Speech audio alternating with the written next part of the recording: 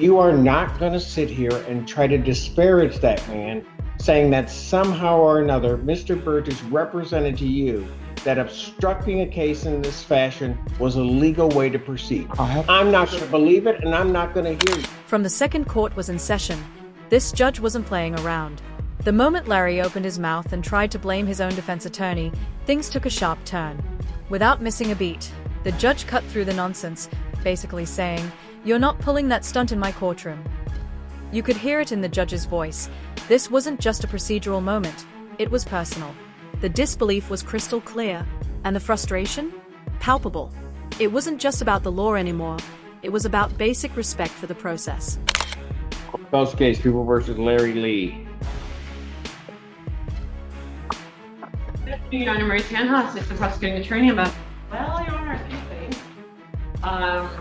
First of all, I've been in communication with Mr. Burgess and Mr. Arabo, who is representing the victim of the case, Mr. Quasny. Apparently, Mr. Lee called Mr. Arabo and offered to, in exchange, there's a pending case where Mr. Quasny is the defendant of an AMD against Mr. Lee. Mr. Lee contacted Mr. Arabo and offered to essentially not testify in that case if Mr. Quasny agreed not to testify in this case.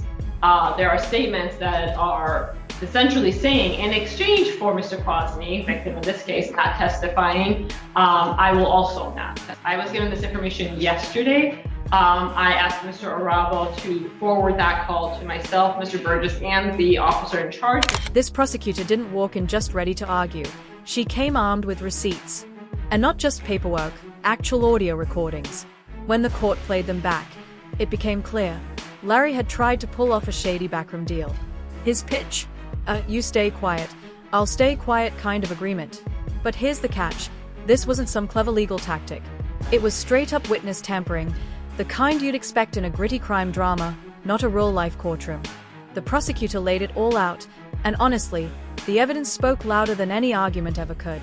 Potential additional charges, but this all transpired yesterday. We got the recording as of this morning. With that said, of course, I think it's appropriate to have an adjournment. Mr. Burgess agrees with that. But does that recording indicate that? Yes, Your Honor, have you do one. Okay. I myself have not listened to the recording. I was just asked to stand in on behalf of Mr. Burgess. He's at a hearing in Lansing. However, I did speak to Mr. Lee about it today. Mr. Lee indicated some of the content of the conversation to me. He also indicated, just FYI, that he himself recorded it. But the defendant, because of something else, is urging, enticing, or in some other way interfering with testimony of witnesses in this case. I can't agree to that characterization because I haven't heard it. I don't know. Well, you want to listen to, because that's what. Yes, I understand. I understand that is what's being presented. I also want to indicate that Mr. Lee has indicated to me some things. I have advised him to be careful of what he would want to say to Your Honor, but he seems to feel that he needed to make that phone call because he wants to move to have Mr. Burgess removed and he wants to get a different attorney. Mr. Lee has indicated to me he also wants to address the court. I again did advise him I would not go into the content of that conversation as there could be potential pending new charges. With that said, Mr. Lee, what is it you wanted to say? What's your name? Mary Rubio, Ms. Rubio. To Ms. Rubio, that for a little bit over a month, I contacted my attorney, Mr. Burgess, and I instructed him to contact the lawyers from both sides, the prosecution and the other side that represented Mr. Quasny, and I offer a plea or to negotiate some sort of settlement, and he indicated that he would do that. He indicated that he had done that. He indicated that he had reached out to Mr. Arabo and the prosecutor regarding making some sort of plea agreement. Him and I discussed what that could be. And so now, fast forward, yesterday, I contacted Mr. Burgess and I said, hey, have you reached out or have you heard anything from Mr. Arabo and the prosecutor? He said, and he indicated that he had not heard anything and that he had reached out to both attorneys multiple times. I knew that to be a lie. I suspected that to be a lie. And I knew that if I were to have him or to ask you to have him removed or substituted, that I would have to prove under Strickland versus Washington that he... I don't know, are you a lawyer? I was, Mr. Lee, no. To my knowledge, no. So I knew that I had to prove that he was ineffective. I knew that I had to prove that our breakdown was egregious. So I recorded the call myself. Mr. Arabo, and I asked if Mr. Burgess reached out and discussed any sort of plea negotiations. Mr. Arabo said, no, sir. He had not had any communications with my attorneys. So I confirmed with Mr. Arabo that he had not received any communications about any kind of negotiations with any kind of plea agreements. Larry didn't just fumble the case, he documented his own collapse. On the record, in his own words, he claimed his attorney gave him false information. So, what did he do? He took matters into his own hands, made a call without any legal backup, and had the nerve to record it himself. This wasn't just poor decision-making, it was a full-on act of self-sabotage. He handed the court a confession wrapped in digital evidence. Forget bad legal strategy. This was a legal train wreck, captured crystal clear, like something you'd see in a courtroom documentary gone wrong. So sorry to interrupt Mr. Lee before he makes more statements. And I did record the call. I recorded the call. I recorded the call. In his best interest, he might want to listen to this call before he makes any further statements. In the call that was sent to us, there is indication there's no discussion of a plea. Not what was sent to me. That was recorded by Mr. Arabo. There's very clear that there will be no testimony in his case if Mr. Kwanzi agrees not to testify in this case. So I have the text messages. Further false statements are made to the court, which is not necessarily a problem for me, but I want to make sure that Mr. Lee's rights are preserved. I have the text messages. He might want to listen. You don't know what? That's the third time you've done it. You're gone. You better get Mr. Burgess down here because I want to hear those calls because if he's interfered with it, that's going to be a whole other issue. I will try to reach him, but I know he is in Lansing, so I'm not certain. Oh, even if he appears, has Mr. Burgess heard the calls? I don't know, Your Honor. They were sent this morning. I asked Mr. Arabo to send them right away yesterday, and we received them this morning. Mr. Arabo can also be available via Zoom. What I'm hearing is extremely disturbing. I completely understand that. And so I'm gonna give an opportunity for the defense to give me some explanation, but I'm inclined at this point, I'm gonna hold him in custody. I'm inclined at this point to revoke his bond. I understand. Okay? Okay. All right. And just like that, boom, the moment landed like a gavel strike. The judge had heard enough. No more patience, no more back and forth. Without even pausing to explain, the judge ordered Larry straight into custody right then and there. No final speech, no soft warning, just cold, immediate action. What had started as a tense exchange instantly turned into a courtroom meltdown. 1 second, it was all argument and defense. The next, officers were moving in. You could feel the shift in the room. The silence broke like glass. This wasn't just a verdict, it was a wake-up call. Provide testimony in another case if his client doesn't provide testimony in this criminal proceeding. That is how I would characterize it, Your Honor. If Mr. Arabo has additional information or different information, he's welcome to. Yes. Mr. Arabo. Yeah, just to clarify the record, that's a portion of a phone call because I didn't anticipate to record the entire thing. I didn't know who was calling me. And then once I realized what this was, which is an attempt to extort and use this other case that he filed against the victim in this matter to have this conversation at a future point in time, I was quick enough to get on my computer and record it so that the court is aware of what's going on in the matter where I represent Mr. Kwasny, who's the victim in this matter, which is the first matter before the court.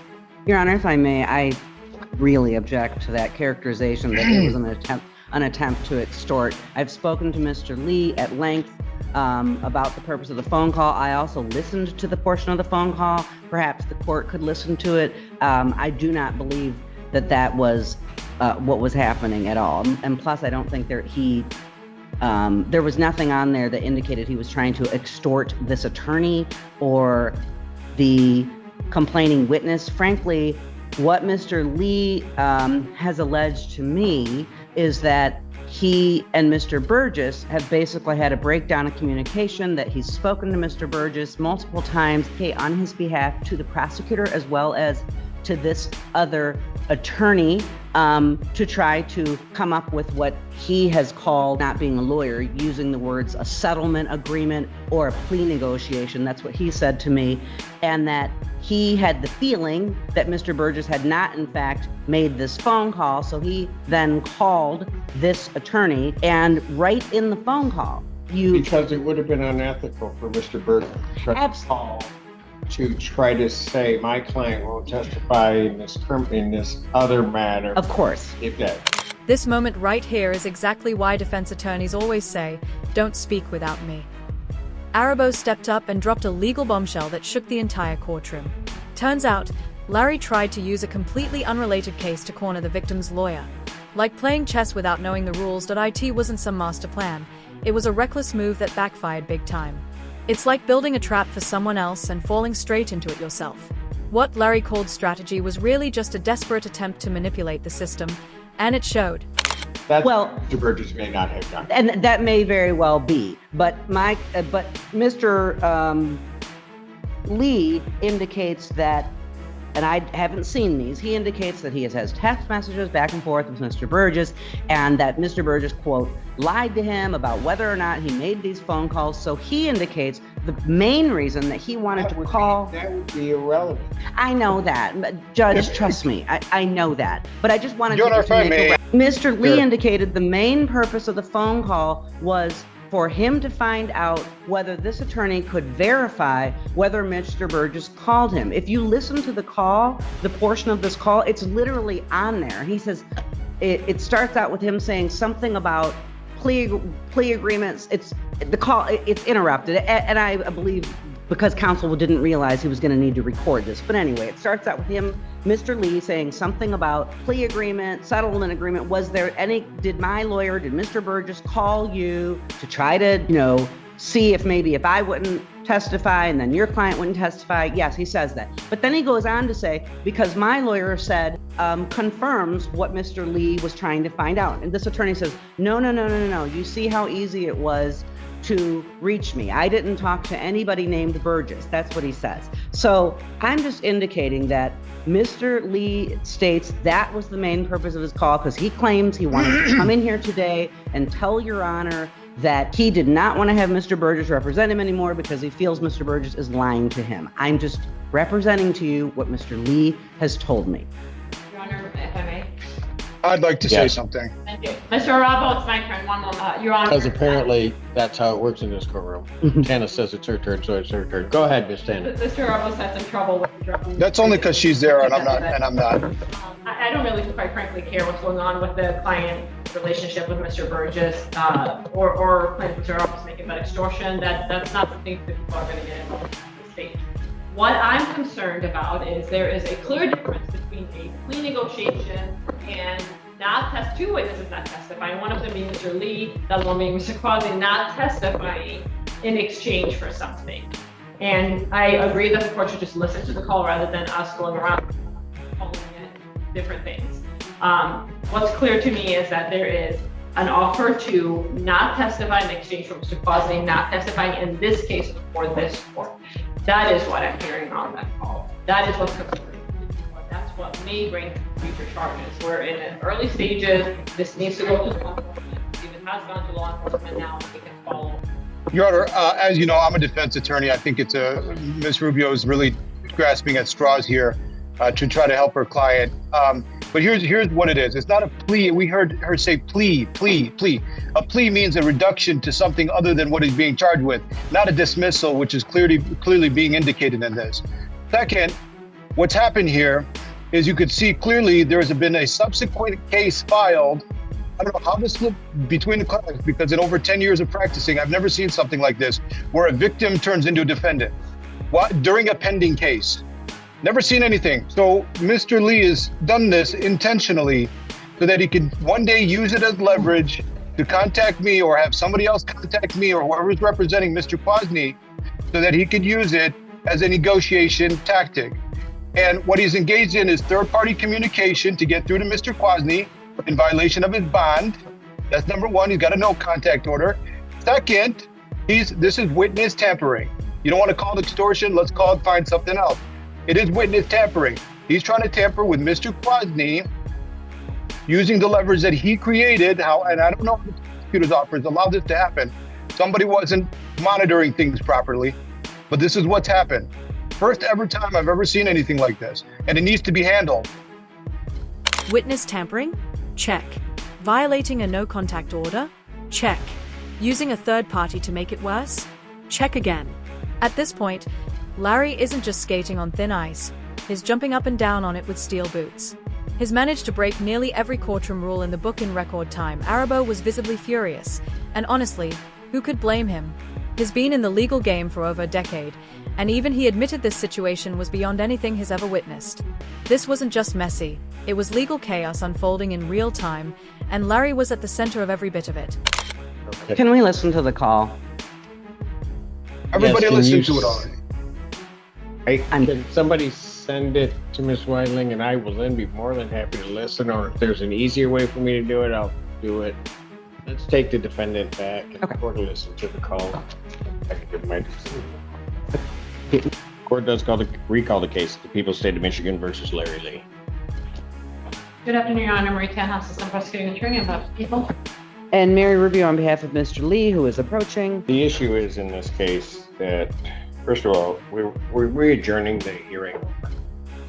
I believe we are. That was what I thought we were doing in the beginning. Well, it's got to stay before we. I know Mr. Burgess is already going to be here on July 1st. I just wanted to put that out there. Yes, but I'm not on the. Oh. I'm on the bench, but I'm not. Okay. Set his preliminary examination July to defendant's request, so my next date is July 22nd, 2025, and that's at a 12 p.m. start, because God, I love that. With reference to bond in this case, I've listened to the recording. I'm not going to say there's an over-exaggeration or an under-exaggeration. I mean, I think it's relatively clear when somebody's very clearly points out me not testifying and this other person not testifying, and that is the exchange. I don't know that you get a clearer indication of somebody that is attempting, and especially when they circumvent their attorney, of somebody trying to tamper with and obstruct a case. It couldn't be clearer. I mean, and quite frankly, I don't think there's any design to necessarily frost it over or anything along those lines. I think the idea or what Mr. Lee is saying about what Mr. Burgess wouldn't do is quite frankly just a ruse to hide his own desire to have the exchange that he was speaking with counsel about. Given that, and the court having heard that, with reference to this case, the defendant's bond is hereby ordered revoked. Once the judge listened to that call, her entire demeanor shifted. You could feel it. She was done. No patience, no second chances.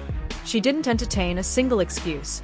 With a firm and final tone, she revoked Larry's bond right on the spot, leaving no room for interpretation. This wasn't chalked up to miscommunication or confusion. It was crystal clear. Larry had made a calculated move, and the judge saw it for exactly what it was, a deliberate attempt to derail the justice process. The message was loud and clear: play games with the court, and there are real consequences.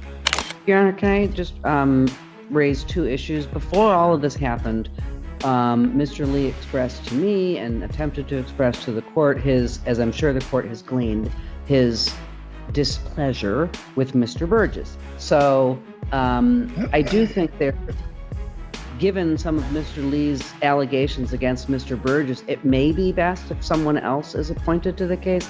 I know he doesn't want Mr. Burgess. And that's fine. I don't know whether or not because I think, as I'm indicating, I think that notion of Mr. Burgess not doing something and then his checking is simply a ruse for him to try to get the message that I want this quid pro quo, this exchange. And I'm not accusing Mr. Burgess of anything. I'm just trying to represent what Mr. No, Lee has and told I me. understand that. And Mr. Lee is I think about when jumping you- out of his skin trying to talk, just so you know. And so when you talk to Mr. Burgess, if he believes that that's the appropriate step, he can bring that motion before this court and the court will hear it. Okay. Mr. Lee, I will let you talk in a moment, but I'm going to finish this. Revoking your bond because of what is a clear violation of the bond regarding, I think it's an attempt to try to get indirect contact as well as obstruct these proceedings. I'm not sure that I can trust you with reference to no contacts and the like. We're at least going to get through this. I am going to, subject to a hearing, defendant's phone privileges for the jailer also. The thing that my substitute attorney here didn't convey to you was that I told her that I have the evidence with me in hand, that my attorney, Mr. Burgess, the one that actually said that this was a legal way that we can go about it. And no, You know what, Mr. You might as well stop right now. I have the text Because message. no, I'm going to tell you, I don't know if you're misunderstanding something or what, but you are not. Mr. Burgess has appeared before this court. You are not going to sit here and try to disparage that man, saying that somehow or another Mr. Burgess represented to you that obstructing a case in this fashion was a legal way to proceed. I'm not going to believe it, and I'm not going to hear you. I'm not going to hear you. I don't know how do you not understand what I'm telling you? Now, if you've got that information and you think that's what it says, you get it to counsel and the court will take a look at it. But you're not going to sit here and disparage that man. It is not going to happen. I'm done. Bond revoked. Thank you. And just when you think Larry might finally stop digging, he grabs another shovel. He tries once again to shift the blame, claiming his attorney told him everything was legal. But the judge wasn't having it, not for a second. Her response was sharp and explosive. "You are not going to sit here and throw that man under the bus." You could feel the temperature in the room spike. The judge's tone wasn't just stern, it was fierce. The courtroom had clearly reached its limit with Larry's never-ending blame game. At this point, no one was buying the excuses, and the air was thick with frustration and finality. Thank you, Your Honor. Thank you, sir. Appreciate your wait and patience online. No problem, Your Honor. Are you still on the record?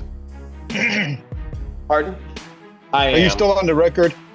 I'm not sure who this kid is or what he's capable of or what sort of messages he can get out to other people.